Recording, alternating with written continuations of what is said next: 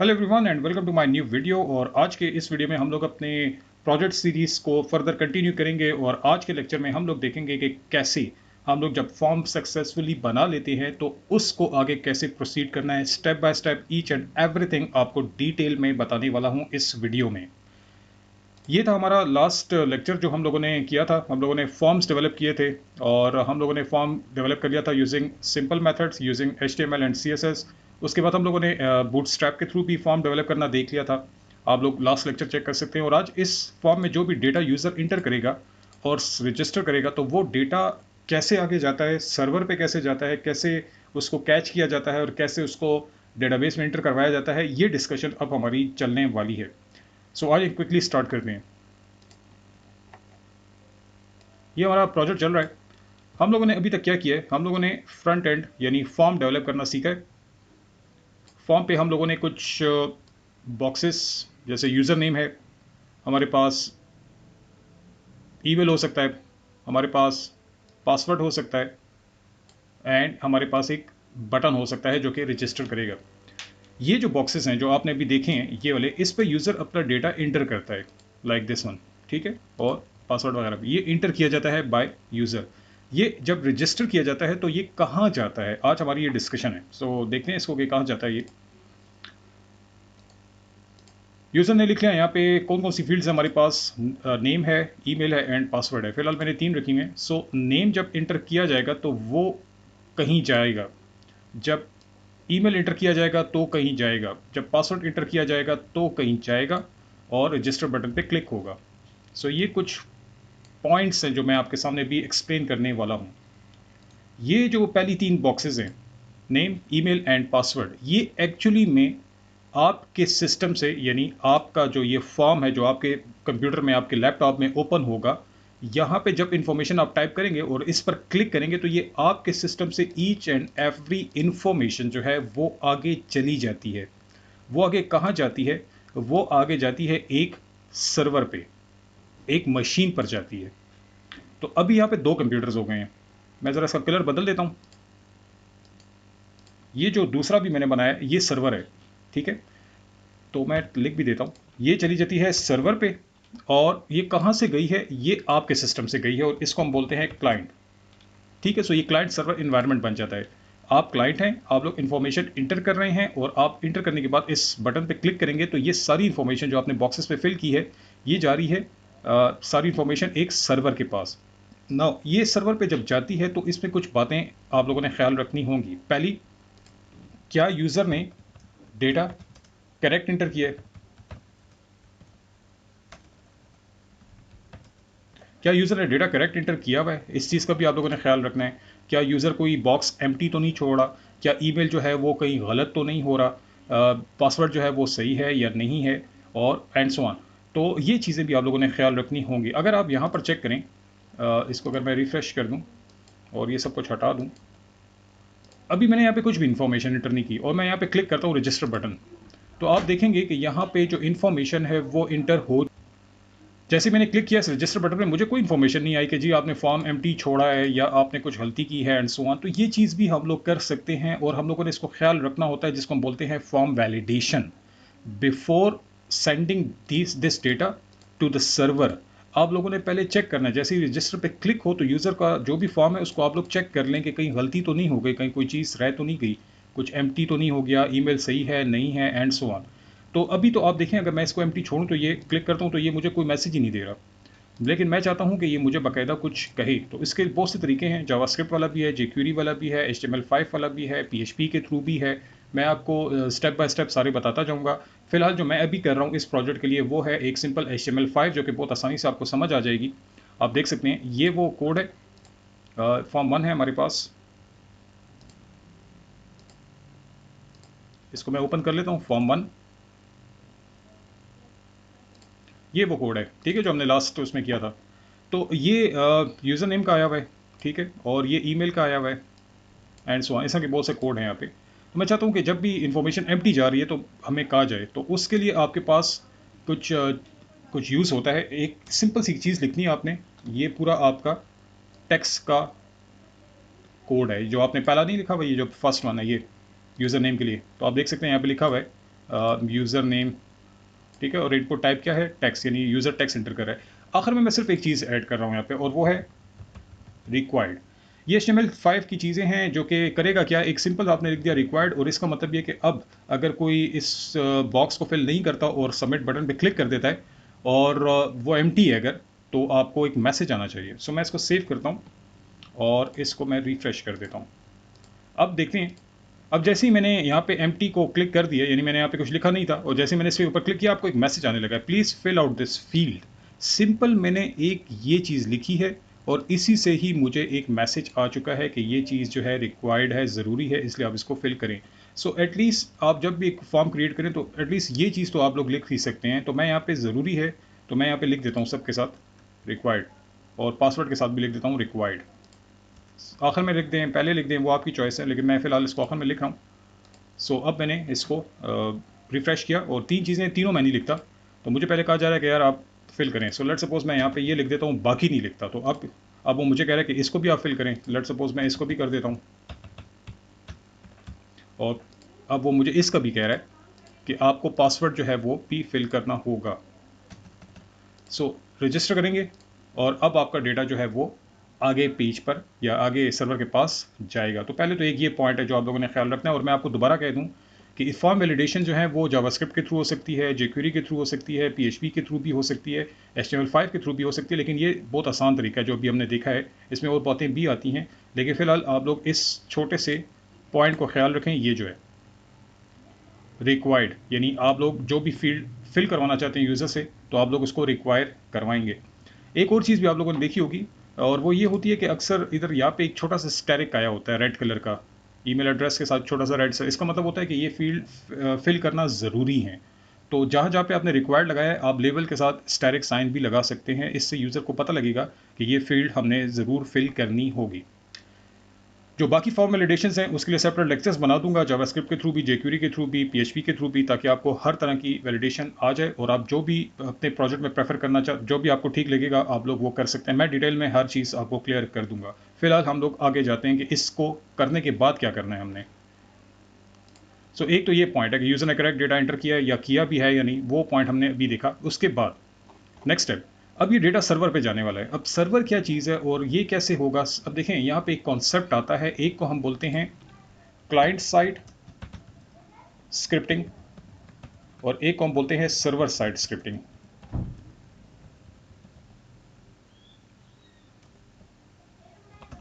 ये दो कॉन्सेप्ट्स हैं जो कि आप लोगों को थोड़े बहुत आने चाहिए। क्लाइंट साइड स्क्रिप्टिंग लैंग्वेजेस हैं हमारे पास, सर्वर साइड। क्लाइंट साइड वो होती हैं जो कि आपके कंप्यूटर स्क्रीन पर ही सारा काम हैंडल करेंगी। जैसे मैं यहाँ पे फॉर्म फिल कर रहा हूँ, ये मेरे सिस्टम पे लोड हुआ हुआ है, अगर क्लाइंट सिस्टम पे लोड हुआ है फॉर्म, तो मैं इसको रजिस्टर करूँगा तब ये जाएगा सर्वर के पास। लेकिन क्या ये डेटा सही तरीके से फिल हुआ है, क्या उसमें कोई गलती है, पासवर्ड कम है, लेंथ ज़्यादा है, कम है, या आपने कोई एम्प्टी छोड़ दिया है, या आपने ईमेल एड्रेस सही नहीं किया, ये सारे काम करता है आपका जावास्क्रिप्ट। ठीक है, और ये कहलाता है क्लाइंट साइड, यानी आपने सर्वर में डेटा फेंकने से पहले ही यहाँ पे सिस्टम पे, क्लाइंट के सिस्टम पे चेकिंग कर दिया है कि डेटा ठीक गया है या नहीं। दूसरी जो चीज़ आती है वो होती है सर्वर साइड, यानी अगर आप इस डायग्राम को देखें तो क्लाइंट से निकल के आप सर्वर साइड पे आ रहे हैं, यानी एक दूसरे सिस्टम पे आ रहे हैं, और वहाँ पे आपको एक लैंग्वेज चाहिए जो कि सर्वर साइड पे रह के आपके सारे डेटा को हैंडल करेगी। अब वो हैंडल क्या होता है, आपके क्लाइंट का डेटा डेटाबेस में फेंक देगी, आपके क्लाइंट के डेटा को स्टोर अपडेट करना, इंसर्ट करना, सर्चिंग करना, अपडेशन करना, ये सारे काम फिर आपके सर्वर साइड लैंग्वेज के होंगे, जो कि हमारे केस में PHP हो सकती है और होगी। तो यहाँ पे एक पॉइंट आता है, वो ये है कि अब सर्वर को कैसे पता लगेगा, या जो भी आप लोगों ने अभी नेक्स्ट बनाना है उसको कैसे पता लगेगा कि ये पहले बॉक्स में यूज़र ने क्या फिल किया है। अब उसमें फिल किया, वो पहला बॉक्स क्या है, हमें तो पता है। देखें अगर आप लोग इसको यहाँ पे चेक करें, यहाँ पे लिखा हुआ है कि यूज़र नेम यहाँ पे फिल करना है, यहाँ पे ईमेल एड्रेस फिल करना है, यहाँ पे पासवर्ड फिल करना है। ये हमारे क्लाइंट साइड पर इन्फॉर्मेशन तो है, हमारे लिए ही है, हमें ही बताया जा रहा है। लेकिन सर्वर को कैसे पता लगेगा कि पहले बॉक्स में यूज़र ने क्या एंटर किया है, दूसरे बॉक्स में यूज़र ने क्या एंटर किया है, एंड सो ऑन। तो यहाँ पे तीन चीज़ें, अब तीनों चीज़ें आपने सर्वर को बतानी है कि जी पहले बॉक्स में क्या एंटर हो रहा है। तो अभी आप एक से सिंपल सी चीज़ बताता हूँ आपको, यहाँ पे तीन बॉक्सेज हैं, ठीक है। आप कैसे कह सकते हैं कि ये पहला बॉक्स किस चीज़ का है, अब ये क्वेश्चन है। आप कैसे कह सकते हैं कि ये दूसरा बॉक्स किस चीज़ का है। तो यहाँ पे एक छोटा सा कॉन्सेप्ट आने वाला है, बहुत ही सिंपल सा, और वो होता है, चलें लिखा भी नहीं, अच्छा, वेरिएबल। ये कॉन्सेप्ट होता है आपके पास प्रोग्रामिंग में।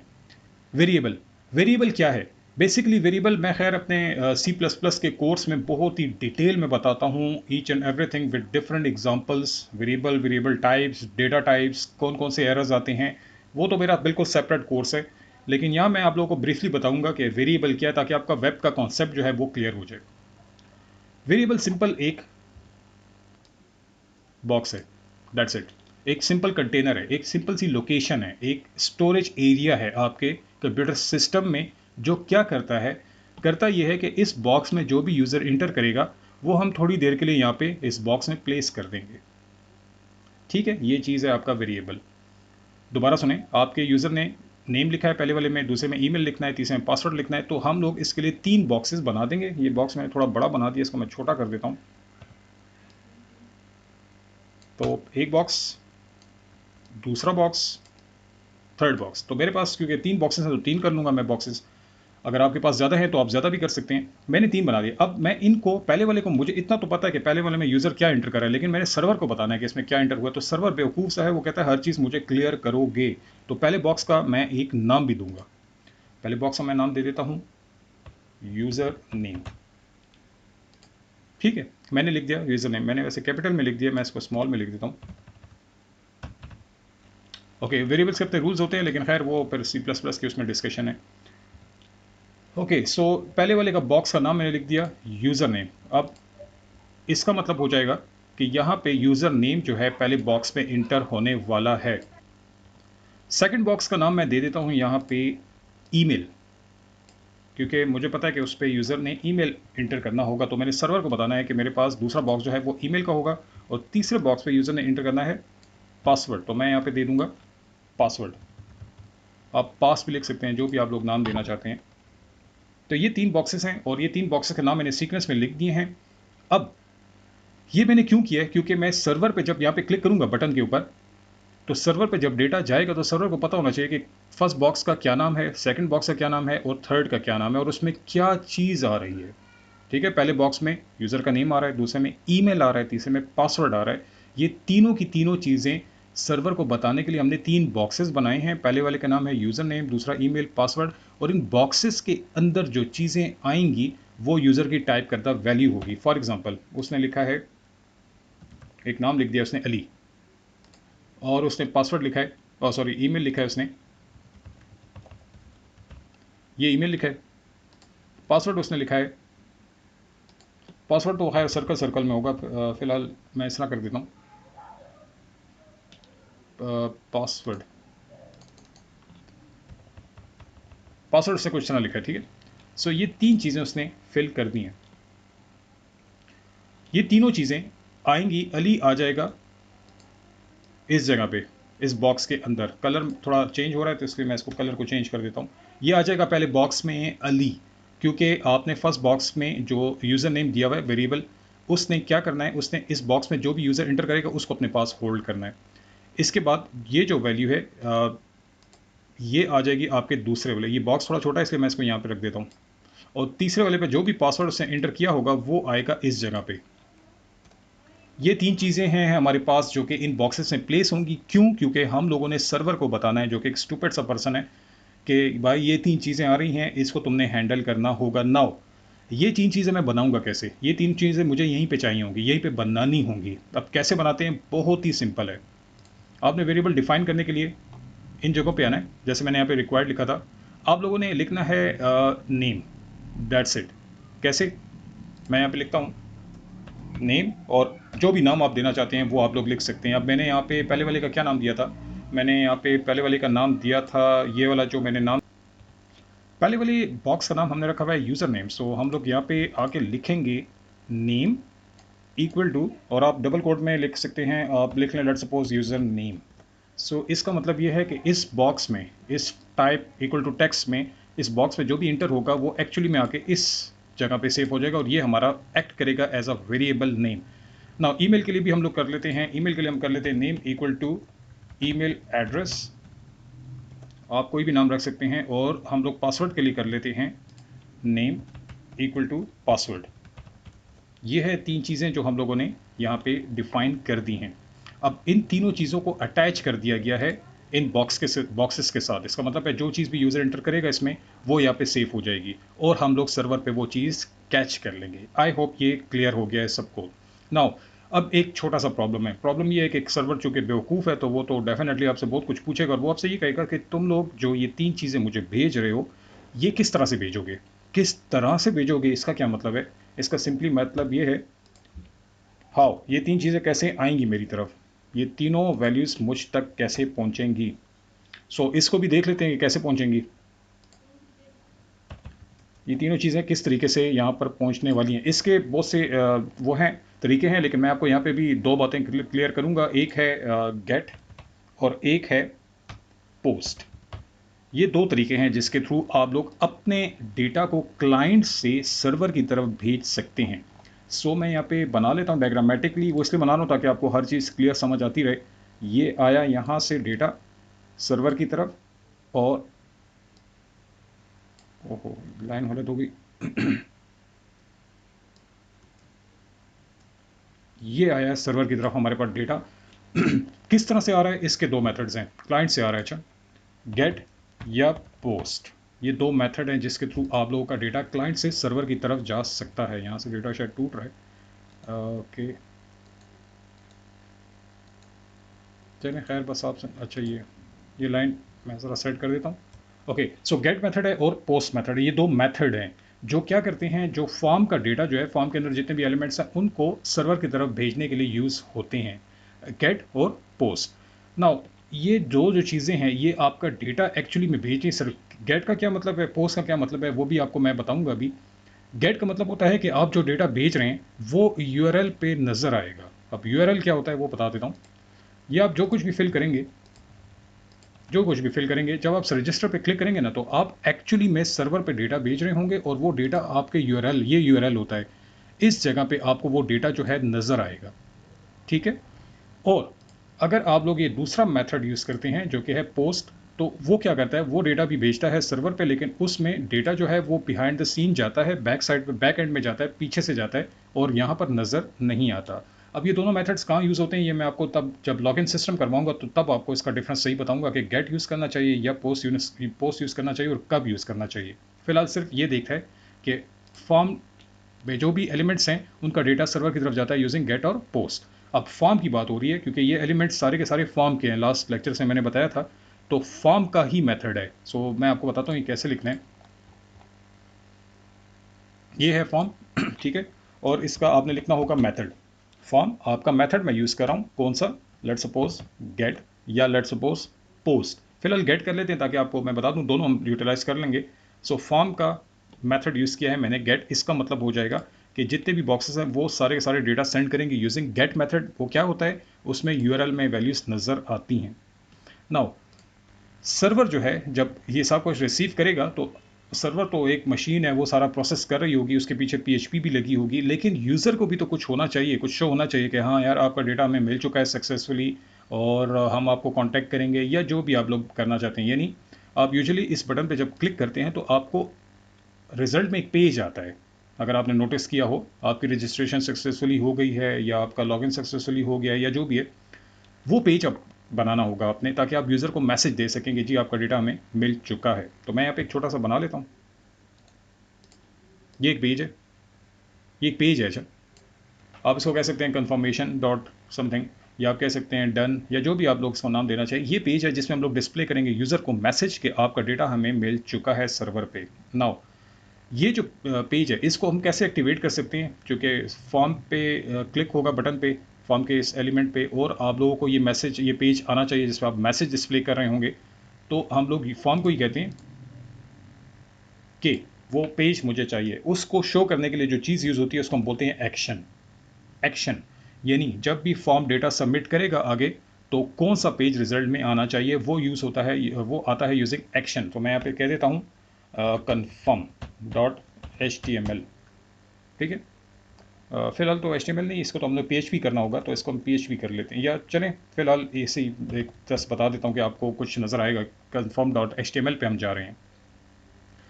सो एक दफ़ा फिर सुन लेते हैं। फॉर्म अपना डेटा भेजेगा यूजिंग मेथड गेट और पोस्ट, और एक्शन बताएगा वो पेज जो कि आपका डेटा सक्सेसफुली सेंड होने के बाद आपको मिलेगा।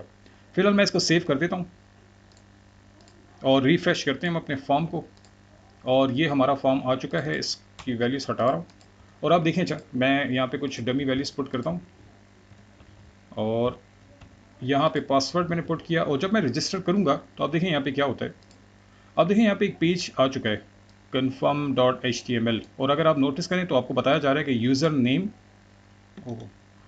नेम क्या है, उसमें कौन सी फील्ड हमने कौन सी वैल्यू दी थी वो नज़र आ रही है आपको। एंड एम्परसेंड साइन का मतलब है एंड। ईमेल एड्रेस एक वेरिएबल था, उसमें कौन सी वैल्यू आई है, ठीक है। ये परसेंट जो है यहाँ पे ये स्पेस के लिए यूज़ हो रहा है, कोई स्पेस हमने पुट की होगी।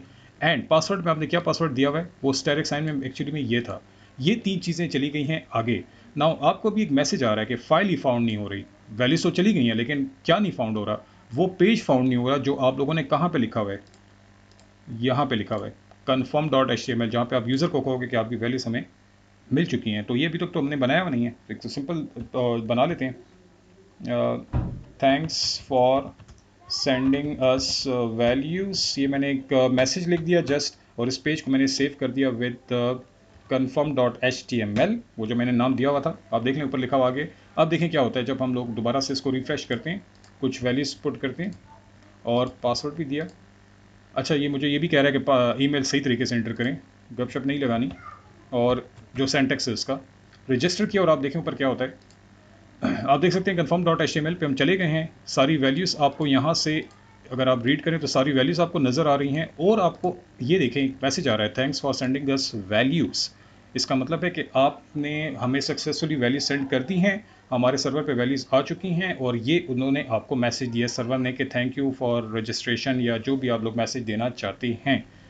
तो अभी आपके लिए मैंने यहाँ पे सर्वर पे वैल्यूज़ भेजी, और जो कंफर्मेशन पेज है वो आपके यूज़र को डिस्प्ले करवाया है। लेकिन एक चीज़ मैंने गायब कर दी, और वो ये कि ये जो वैल्यूज़ है सर्वर पे आई है, तो उसके साथ हमने करना क्या है, ठीक है। वो अभी मैंने स्किप कर दिया क्योंकि वो तो PHP का पार्ट आ जाएगा, उसको मैं एक्सप्लेन करूँगा आपको। फिलहाल मैं बता रहा हूँ कि यहाँ पे होता क्या है जब आप लोग रजिस्ट्रेशन पे क्लिक कर देते हैं। वैल्यूज चली जाती हैं इस सर्वर पे यूजिंग गेट और पोस्ट मेथड। सर्वर उनको रिसीव करता है यूजिंग दी, रिकग्नाइज करता है यूजिंग दीज वेरिएबल्स, और रिजल्ट में आपको एक पेज दे देता है कि जी आपकी वैल्यूज हमें सक्सेसफुली मिल चुकी हैं। ओके, तो ये है हमारा फिलहाल एक छोटा सा काम। अब यहाँ पे एक छोटी सी चीज़ और लेकर आनी है, वो ये है कि ये जो आया है आपके पास message thanks for sending us values, ये अगर आपने नोटिस रखी हुई है .html, ये एक सिंपल सा पेज है, स्टैटिक है, मतलब यही देगा आपको और कुछ करेगा नहीं, बस सिंपल एक मैसेज देगा। एक्चुअली में आपने एक PHP का पेज बनाना है जो कि प्रोसेसिंग करेगा। इसका क्या मतलब है, सर्वर साइड पर एक लैंग्वेज यूज़ होगी, PHP हो सकती है, ASP.NET हो सकती है, एंड आप पाइथन का फ्लैक्स वगैरह जो पाइथन के हैं वो यूज़ कर सकते हैं। इसके अलावा Node.js वगैरह, या कुछ लैंग्वेजेस हैं, बाद में बात कर लेंगे उससे रिलेटेड। फिलहाल तो हम लोग PHP की बात करें, तो PHP सर्वर साइड पे यूज़ होती है, तो आप लोगों ने डेफिनेटली PHP पर भी तो काम करना है। सारा रजिस्ट्रेशन प्रोसेस तो वही हैंडल करेगा, तो आप एक्चुअली में PHP का पेज बनाएंगे जो कि आपकी वैल्यूज़ को गेट करेगा, ठीक है। सो वो हम लोग नेक्स्ट क्लास में देखेंगे कि किस तरीके से आप लोग की वैल्यूज़ PHP की लैंग्वेज एक्सेप्ट करेगी और उसको प्रोसेस करेगी। तो रजिस्ट्रेशन एक्चुअली में उस प्रोसेस के थ्रू होगी। बहुत मज़े का प्रोसेस है, आसान है, ईच एंड एवरीथिंग आपके सामने इस तरह डायग्रामेटिकली एक्सप्लेन करूंगा ताकि आपको कोई पॉइंट में डाउट ना रहे। इस वीडियो में कोई भी प्रॉब्लम हो तो मोस्ट वेलकम, आप लोग मेरे साथ शेयर करें। मुझे ये भी ज़रा बता दिया कि आप लोगों को ये कैसा लग रहा है, इन्फॉर्मेशन डिटेल में लग रही है या ऊपर ऊपर से गुजर रही है या ठीक जा रही है या और ज़्यादा डिटेल में जाऊँ। मोस्ट वेलकम, आप लोग कमेंट से मुझे बताइएगा ज़रूर, ठीक है जी। मैं हर एक को आंसर भी कर दूंगा। आज के लिए इतना काफ़ी। आई होप नेक्स्ट लेक्चर में मिलते हैं आपके, तब तक के लिए थैंक यू।